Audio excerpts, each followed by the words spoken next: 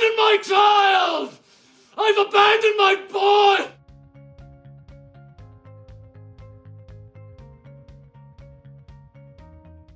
Number 10. Idris Elba. Now I'm thinking with the corners that you got, you close to a meal, right?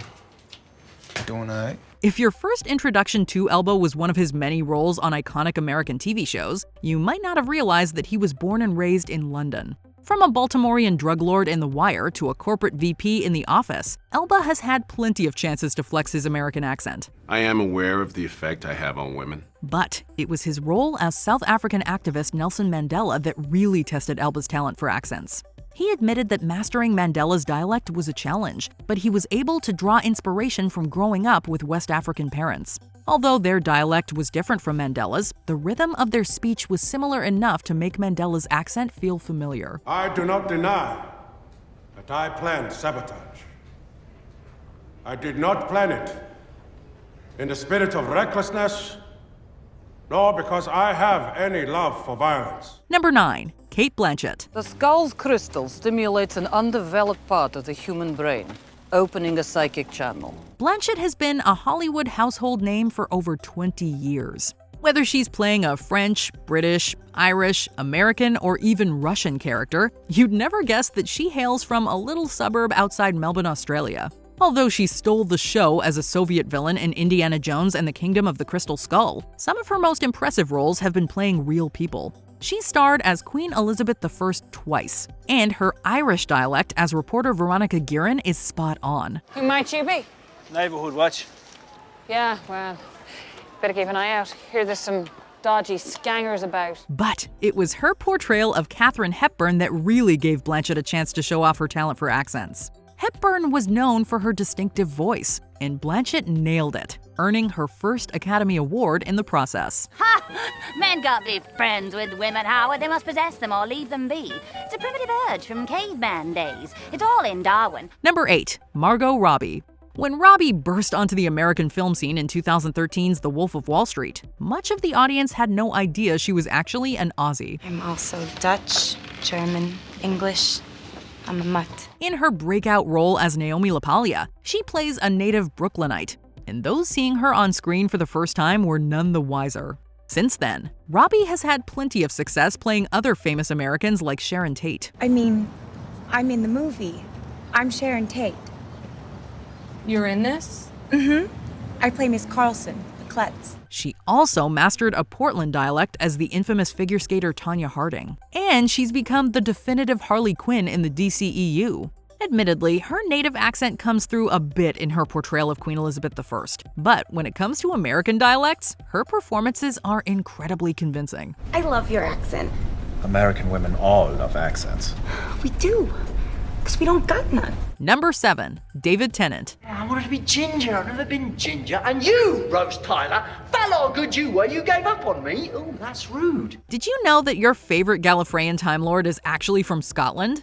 Tennant made a name for himself in British television going all the way back to the 1980s. But it was his role as the 10th Doctor that earned him fans all over the globe. Since then, he's used his English accent to play characters in all kinds of beloved IPs, from Harry Potter to Good Omens to Teenage Mutant Ninja Turtles. But this Scot can pull off an American accent too, like he did for his role as Detective Emmett Carver in Grace Point. Why is the beach shut down? Get out of here. I got nothing to say to you. This crime drama series was an American remake of the British show Broadchurch. And who played the lead in the British version? You guessed it, David Tennant. Number 6. Hugh Laurie. Steroids and immunosuppressants acted like a big honking dam across the river. Physics 101, put a dam up in front of a raging river, the river rises. You could watch all 8 seasons of House without ever realizing that its star is British. Hugh Laurie's American accent is that convincing. As the egomaniacal diagnostician Dr. Gregory House, Laurie carried every episode without a hitch in his flawless dialect. And this isn't the only time he's had to use an accent other than his native one. He reprised his American accent in his recurring role as Senator Tom James on Veep. You know, you did me the honor of choosing me as your running mate, and I repaid that honor with betrayal. He's also done Cockney as one of Cruella de Vil's henchmen. And he's even put on a French accent while playing Hercule Poirot in, believe it or not, the Spice Girls movie. Alors, ladies and gentlemen, 4 horrible moments perpetrated by the same ruthless psychopath. Number 5. James McAvoy. You know, I think I do remember you now. Yeah, we came to you a long time ago seeking your help. And I'm going to say to you what you said to us then. Another Scottish actor who rarely gets to use his natural speaking voice, McAvoy made a name for himself playing mainly English characters. In perhaps his most famous role, he stepped into the gigantic shoes of Patrick Stewart to play a young Professor Charles Xavier in the X-Men franchise. He's played Americans too, including the office drone turned deadly assassin Wesley Gibson in Wanted. This is a kill order. It's got Sloane's name on it. But McAvoy's acting and accent chops were never tested more than his part as Kevin Wendell Crumb in Split and its sequel, Glass. Kevin has dissociative identity disorder and has 23 distinct personalities inside him. This requires McAvoy to switch up his mannerisms, his voice, and his accent each time a new personality comes forward. Sometimes multiple times in a single scene. I am sorry about the whole lying thing, though. Oh, just stop talking. Oh, I'm so amped. We almost got you, bro. Number 4. Gary Oldman. You just been clacking me. I know I'm pretty.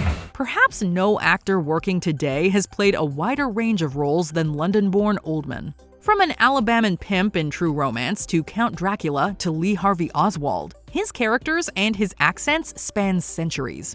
He's been a Kazakh terrorist in Air Force One. He was a Prohibition-era bootlegger in Lawless. And of course, we cannot forget his spot-on casting as the perfect Commissioner Gordon in the Dark Knight trilogy. Well, you don't have to sell me that.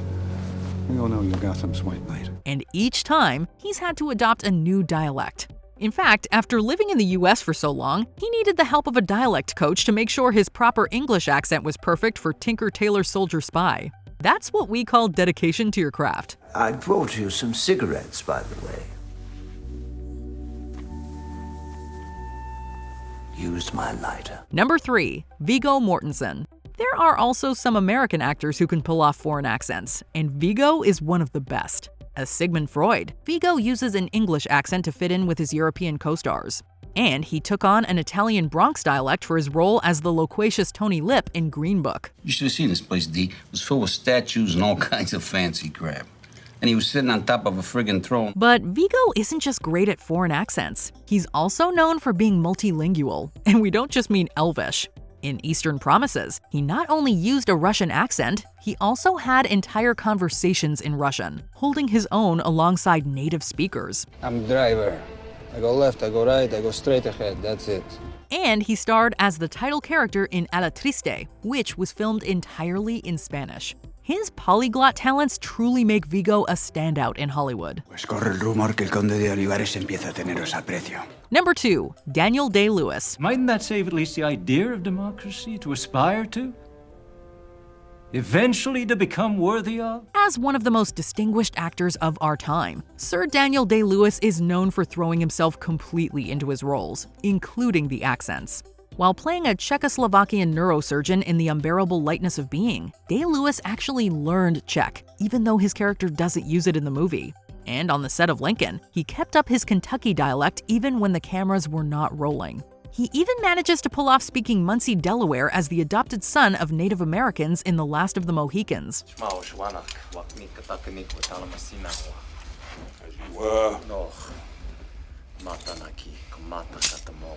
While every Day-Lewis performance is memorable, his role as turn-of-the-century prospector Daniel Plainview produced one of the most quotable lines in movie history. I drink your milkshake.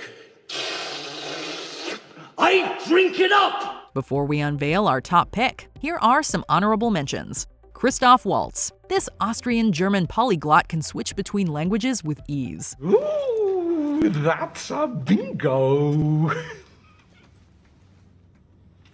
Is that the way you say it? That's a bingo. Cillian Murphy. You'd never guess this Batman villain is really Irish. Would you like to see my mask? I use it in my experiments. Christian Bale. This Welsh-born English actor has played iconic American heroes and villains. Yes, always tip the stylist 15%. Listen, John, I've got to go. T. Boone Pickens just walked in. Just joking. Toni Collette. the queen of American horror is actually from Australia. My mom was old, and she wasn't altogether there at the end. And we were pretty much estranged before that, so... Renee Zellweger. Her English accent was good enough to fool English presenter Aunt Anstead, who she ended up dating. Oh, I don't know. Suppose it doesn't help that underneath our clothes, our entire bodies are covered in scales. Number 1, Meryl Streep. No one has challenged herself with more unique accents than today's First Lady of Hollywood, and no one does them more convincingly. In her award-winning portrayal of the title character in Sophie's Choice, Streep speaks both English and German with a Polish accent. They had courage.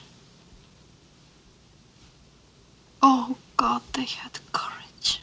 And as the Iron Lady, she nails Margaret Thatcher's proper British pronunciation. She's done Danish, Irish, Italian, and she even mastered Julia Child's highly recognizable voice and mid-Atlantic accent. Well, you should have seen the way those men looked at me.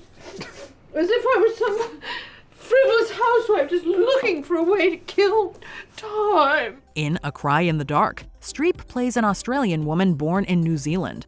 Not only is her Aussie accent perfect, she also incorporates the subtle sound of the New Zealand influence in her character's speech. It's no wonder that Streep is one of the most sought-after and respected actors of her generation. That's a load of Aussie bulldust. They're playing games with you. Yeah, well, I don't blame you being worried.